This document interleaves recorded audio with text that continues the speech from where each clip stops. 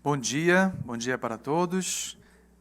Nesta nossa sétima coletiva de imprensa, primeiro acolhendo também aqui aos nossos bispos presentes e também acolhendo a todos os jornalistas que participaram também das demais coletivas, toda a equipe técnica também que nos acompanha, que nos ajuda.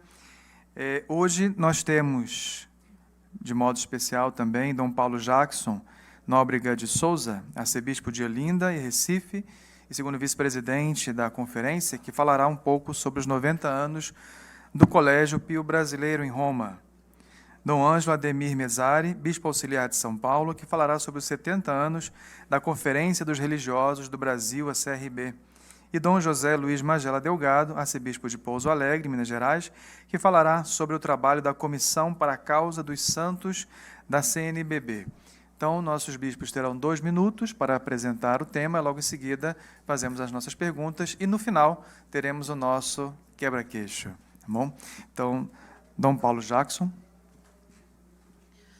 Muito obrigado. É uma alegria estar com vocês para conversar um pouquinho sobre o Colégio Pio Brasileiro.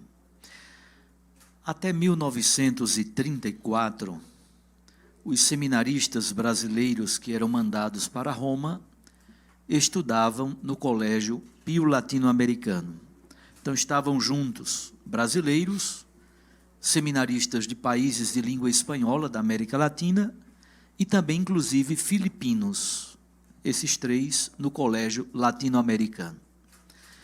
O Papa Pio XI, então, pediu aos bispos do Brasil que se construísse em Roma um colégio para atender à formação dos seminaristas brasileiros especificamente. Então, em 1934, foi inaugurado o Colégio Pio Brasileiro e foi entregue sob a responsabilidade dos padres jesuítas até 2013. Em 2013, os jesuítas, então, devolveram à Conferência Nacional dos Bispos do Brasil, a CNBB, e a partir daí começamos a ter reitores brasileiros e reitores padres diocesanos. O primeiro foi padre Geraldo Maia, da Arquidiocese de Uberaba, e o segundo padre Otácio, da Arquidiocese de Niterói. Agora foi nomeado o terceiro reitor desta nova etapa, o padre Valdir, da Arquidiocese de Natal. Desta feita também, o Colégio Pio Brasileiro passou a formar não mais seminaristas, mas agora padres que fazem mestrado e doutorado nas quase 20 ou mais universidades católicas que existem em Roma. Já são 2.200 estudantes que passaram pelo Pio Brasileiro, dos quais 172 se tornaram bispos, destes 6 são cardeais. Então, o Colégio Pio Brasileiro é o espaço qualificado de formação de padres para mestrado, doutorado e pós-doutorado em Roma, sobretudo nas universidades pontifícias.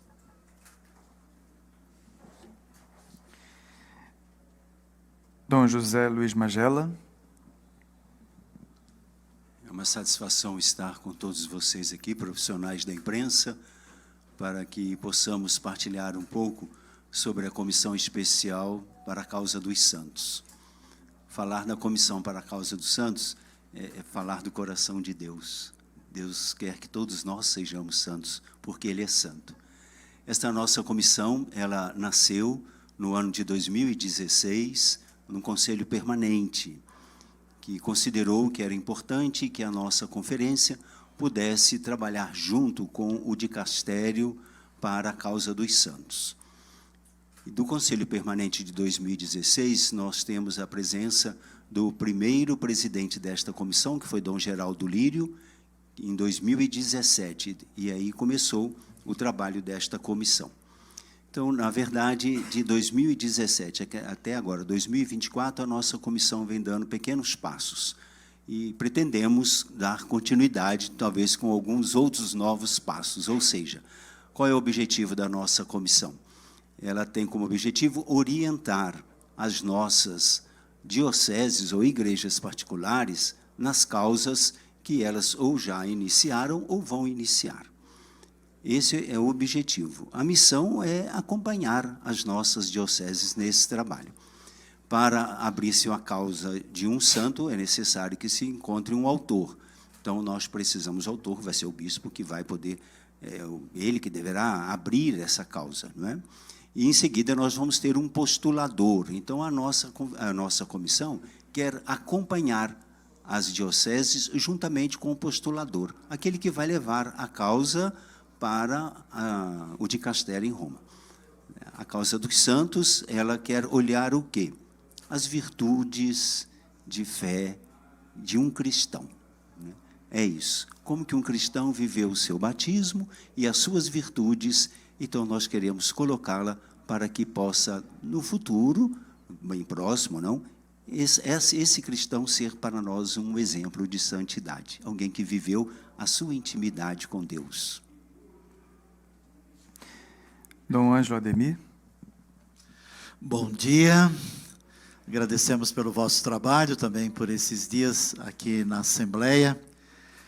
A CRB, Conferência dos Religiosos do Brasil, completou, aliás, em fevereiro, 11 de fevereiro de 1954, foi fundada no Rio de Janeiro, no Congresso Nacional da Vida Religiosa, a Conferência, então, dos Religiosos, Nacional dos Religiosos, Religiosas do Brasil. A conferência congrega, então, as ordens religiosas, congregações, institutos de vida religiosa consagrada. Uma história que inicia com a colonização, né? Os jesuítas vieram junto com os colonizadores portugueses, e se expressou, então, em muitas obras de evangelização na Igreja do Brasil. A conferência, constituída inclusive antes do Concílio Vaticano II, ela congrega, reúne e faz com que a missão seja realizada conjuntamente. Então, celebrar os 70 anos é a busca, como diz, né, o objetivo desses 70 anos, fazer uma memória da história. É uma história maravilhosa da conferência e uma história de homens e mulheres. Sabemos que esses religiosos consagrados professam os conselhos evangélicos da pobreza, castidade e obediência, vivem a experiência da fé religiosa, de um carisma, de uma missão, têm um fundador, uma fundadora, fazem a vida fraterna em comunidade, têm uma espiritualidade que caracteriza a sua missão e, sobretudo, né, os religiosos e religiosas estão presentes em todas as realidades da evangelização. Então, antes de tudo, em primeiro lugar, fazer memória dessa história e uma memória agradecido. Em segundo lugar, a celebração dos 70 anos quer recordar a profecia da vida religiosa. Sabemos que o testemunho e esse sinal das bem-aventuranças e dos conselhos evangélicos prefiguram uma vida futura, como dizemos, né? Já vivem aqui na Terra a concretização do reino pela sua experiência religiosa e espiritual, de total doação a Deus, de entrega à pessoa de Jesus Cristo, no seu discipulado, e a entrega total e disponibilidade total para a missão. Por isso, recuperar a profecia significa resgatar e promover essa presença dos religiosos. Sabemos que eles estão em vários campos, da comunicação, da saúde, da educação, entre os pobres, doentes, nos hospitais, nas áreas de fronteira, de nova evangelização, onde também o evangelho ainda não chegou. E, em terceiro lugar, estes 70 anos quer recordar a esperança. Estamos às vésperas do jubileu 2025, Peregrinos de Esperança. Então, a vida religiosa consagrada quer se colocar nessa perspectiva, a esperança para a vida religiosa consagrada. Esses homens e mulheres que têm uma congregação, uma ordem, um instituto de vida, eles olham com esperança para o futuro. Esse convite à esperança também parte de um diagnóstico hoje de uma certa crise vocacional, né? Em particular da vida religiosa masculina, da vida religiosa feminina. Hoje temos, claro, o crescimento das novas comunidades, de novas formas de consagração, mas essa história, né, que vem das primeiras origens, ela continua presente. Então, os 70 anos quer abrir a esperança para a vida religiosa.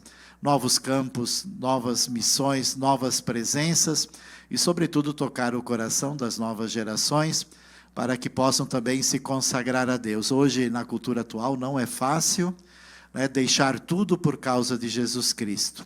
Viver em uma comunidade, dedicar-se totalmente pelos conselhos evangélicos. Então, a esperança é um olhar também para que a vida religiosa ela tem futuro. E todos nós, aqui estamos, eu sou um religioso, presbítero, né? O Dom, não me veio o nome agora, Dom Magela também é religioso, né? De uma congregação redentorista, eu sou rogacionista. Enfim, nós crescemos nisso. Então, um momento muito especial, ele será celebrado solenemente de 30 de maio a 2 de junho, num grande congresso nacional em Fortaleza, com mais de 700 participantes vindos de todo o Brasil e representando, então, as conferências religiosas, né, dos regionais e de todos os lugares e espaços do nosso país. Então, de 30 de maio a 2 de junho, em Fortaleza, o grande congresso comemorativo Memória, Profecia e Esperança. Obrigado aos nossos bispos. Então, agora vamos às perguntas. Aqui é Gelson.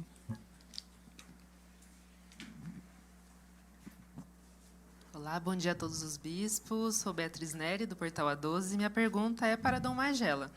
Dom Magela, durante a apresentação da Assembleia, foi mencionado o projeto Comissão dos Novos Mártires Testemunhas de Fé, que é proposto pelo Papa Francisco para o Jubileu de 2025. Eu gostaria de saber do senhor como esse projeto será executado pela comissão e qual é a importância de documentar os mártires do século XXI para a Igreja no Brasil. Muito obrigada. O projeto criado pelo Papa Francisco, ele quer fazer um catálogo, podemos assim dizer, dos mártires da Igreja do ano 2000 até 2025. Esse é o desejo do Papa Francisco. Para isso, ele criou uma comissão, e esta comissão está chegando nas nossas igrejas particulares através de uma ficha de dados, né, que cada diocese deverá ver se na sua região existe alguém que morreu por causa da fé. Então, não é qualquer morte, não é qualquer forma de martírio. Morreu defendendo a fé. Então, esse catálogo é para que, em 2025, nós possamos ter uma visão dos mártires do século XXI. Esse é o desejo do Papa. A nossa comissão ela não tem um trabalho direto a esse trabalho, por quê? Cada bispo deverá preencher a sua ficha, se na sua região tem algum testemunho de algum mártir, e enviar diretamente para o dicastério. Então, nós não iremos fazer nenhum acompanhamento.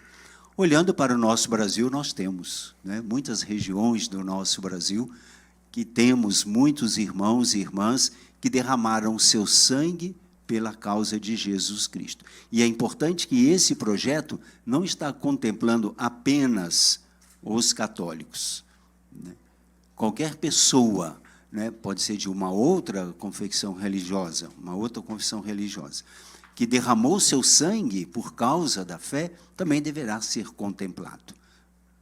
E é uma beleza esse projeto. Para nós vai ser uma grande imagem de uma igreja que continua derramando seu sangue por causa de Jesus Cristo. Bom dia a todos, eu sou Emerson Tersigni, jornalista da TV Canção Nova. Quero dirigir a minha pergunta ao Dom Ângelo. Dom Ângelo, a fundação da CRB, como nos aponta a história, ela também foi impulsionada pela criação da CNBB. Então, de que maneira a união dessas histórias, dessas caminhadas, vem potencializar a evangelização da Igreja no Brasil, tendo a oração como esse grande ânimo da vida consagrada e religiosa, sobretudo da comunhão entre as congregações? Por favor. É uma das características bonitas da vida religiosa na Igreja do Brasil, que até diferencia um pouco, dizemos assim, de outras realidades. A primeira delas é que a nossa conferência une a vida religiosa masculina e feminina. Por exemplo, recordamos que a união dos superiores gerais, a união das superioras gerais em Roma e outros países. Então, essa já é uma característica muito importante. Religiosos e religiosas na mesma conferência, que é hoje também um pedido no caminho de sinodalidade. A segunda é que aqui no Brasil, a vida religiosa sempre foi e esteve em comunhão com a conferência episcopal. Seja do modo esse relacional, institucional, mas seja, sobretudo, lá nas igrejas particulares, nas dioceses, nas comunidades. Sabemos que há um documento da Santa Sé, Mutuo Relaciones, que está ali também em fase de revisão, já passou, mas ainda esse documento, né, pós-Concílio Vaticano II, regulamentou as relações entre a vida religiosa consagrada, que tem a sua identidade, por isso ela é uma conferência, e aqui, né, na organização da CNBB, é um organismo relacionado com a CNBB, e que faz parte da Comissão dos Ministérios Ordinários e da Vida Consagrada, quando houve essa remodelação. Então, podemos garantir assim, a vida religiosa sempre unida com os seus bispos, sempre fiel às orientações do magistério. É uma vida religiosa muito fiel às orientações do Santo Padre o Papa, e é uma vida religiosa sempre muito presente lá nas comunidades, nas paróquias, em comunhão e unidade. E, além disso, na sua missão ou especificidade, contribuindo, né? O que talvez hoje, né, eu faria aqui uma observação, nesse processo, às vezes, devido às urgências e demandas, muitos religiosos e religiosas, ou às vezes, né, pessoalmente ou comunitariamente, vão perdendo aquela que é uma das características fundamentais da vida religiosa, que é a oração pessoal e a oração comunitária. Por isso que a vida religiosa e as suas comunidades são, nas igrejas, esses sinais. Pensemos na vida contemplativa, nos mosteiros, né? Pensemos nas comunidades em vários lugares. Então, a oração e essa vida fraterna, não podemos perder essa característica, não é? A vida religiosa não pode se confundir. Ela está a serviço, ela é presença, ela é um fermento, ela tem uma identidade, tem o seu carisma, então ela contribui também com a sua especificidade. Mas se é uma coisa bonita nesses 70 anos, né, é essa unidade, essa comunhão e essa fidelidade à igreja.